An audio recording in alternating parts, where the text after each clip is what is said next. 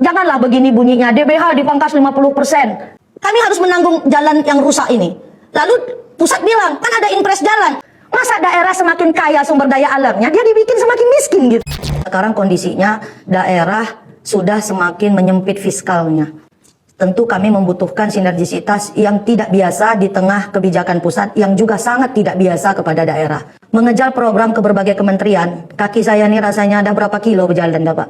Proposal itu udah berapa ribu lembar. Tapi kan seberapa pun yang kita dapat tidaklah sebanding dengan seberapa yang ditahan dan hilang oleh pemerintah pusat. Jadi kalau kita bicara fokus, maka yang kita butuhkan sekarang adalah transparansi, keadilan, dan kepastian dari pusat terhadap kita. Fiskalnya dulu, Pak. Sebentar lagi tadi kata Bapak ada pembahasan Undang-Undang APBN 2027 ya, Pak ya. Mohon Pak, coba deh. Ini mumpung izin Pak Gubernur, saya kemarin habis diminta narasumber di DPD RI, satu-satunya kepala daerah. Disemangati untuk terus bicara, saya bilang anak saya masih 2, kecil-kecil. Ngeri-ngeri juga, Bu. Tapi saya harus menyuarakan gitu, Bu. Kita memimpin udahlah dalam kondisi sulit, ditakut-takutin. Lalu kita mau jadi apa kami kepala daerah kalau nggak menyuarakan kondisi? Bantulah kami Pak daerah-daerah untuk mengubah ini. Ini di Sia kami kehilangan 0,5 triliun di 2026. Yang ditahan 0,5 triliun. Yang 2026 sudahlah. Saya kira semua kabupaten kota hari ini sudah legowo, sami'na wa ata'na. Tapi tolong pusat bayarkan hak kami yang tertahan di 2023-2024. Padahal sampai detik ini, Pertamina Hulu Rokan yang rumahnya di Provinsi Riau masih menjadi sumber utama migas Indonesia. Masa kita nggak dapat keadilan fiskal? Maksudnya saya butuh ini disampaikan ke Menteri Keuangan gitu. Atau ke Pak Menko. DBH hanya disalurkan di 2026 sebesar 50%. Sementara daerah penghasil seperti Provinsi Riau ikut berkontribusi terhadap subsidi energi nasional. Bagaimana mungkin uang kita sudah dipangkas, kita juga menanggung subsidi energi nasional, daerah tidak penghasil dia menikmati subsidinya, tapi daerah penghasil mengalami tekanan fiskal yang double burden sharing tadi, Bu. Jadi mudah-mudahan di Undang-Undang APBN 2027, suarakanlah keadilan fiskal untuk daerah penghasil. Logikanya, Pak, harga minyak naik, harusnya kan kita ICP naik, penghasilan kita naik, Pak. Tapi hari ini berdasarkan PMK, ICP-nya naik, dikurangi dulu dengan subsidi energi nasional.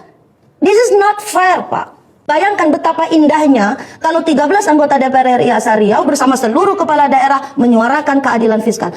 Ingat, Pak, 2021 adalah terakhir pemerintah pusat membuka kertas kerjanya untuk kita. Saya kalau soal ikhtiar, Pak, ini jumpa Wakil Menteri Keuangan. Itu video call dengan Bapak Menteri Keuangan. Di undang-undang kalau bisa berubah, Pak Ahmad, Bapak Ibu.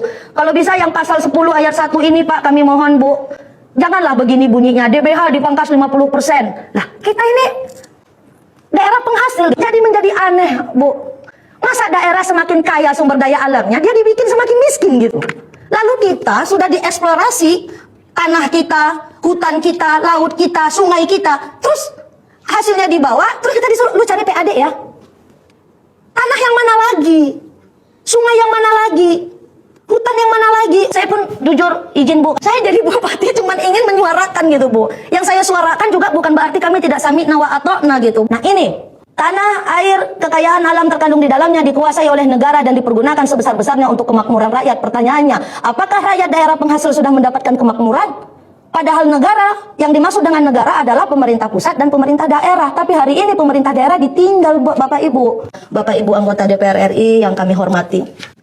Saya mewakili dari 500 juta rakyat kami di Sia. Apa yang kurang dipersembahkan Sia untuk Republik ini? 84,5% hasil minyak bumi pusat. Pemda cuma dapat 15,5%. Kami daerah penghasil cuma 6,5%. Dari 6,5% tidak lagi pula dibuka kertas kerjanya. Lalu kami harus pula lagi menanggung burden sharing, harus menanggung subsidi energi nasional. Ini belum bicara CPO lagi, Pak, Bu, Pak Ketua DPRD, ini kami luar biasa nih CPO. Itu CPO kan lewatnya di jalan kabupaten gitu. Bayangkan, uang kabupatennya diambil, kebijakannya ditarik. Kami harus menanggung jalan yang rusak ini. Lalu pusat bilang, kan ada impres jalan. Lah, impres jalan itu lucu lagi. Lucunya apa? Rusaknya harus di atas 80%, Bu. Sedang rusak 20% aja ibu hamil di kampung kami tak bisa keluar kampungnya, Bu. Apa kata orang di kampung tuh, Bu? Kalau gitu kami ancu-ancukan tambah sikit lagi, Bu Bupati gitu. Saya bilang jangan, belum tentu dapat, saya bilang. Karena Kabupaten Siak, Bu, kehilangan 0,5 triliun. Tahun lalu kami cuma dapat 1 kilo, Bu, di impres jalan. Kita tidak harus menanggung berdouble-double kebutuhannya pusat, hanya pada keadilan itu harus diwujudkan untuk daerah penghasil seperti kita. Demikian, terima kasih. Assalamualaikum warahmatullahi wabarakatuh.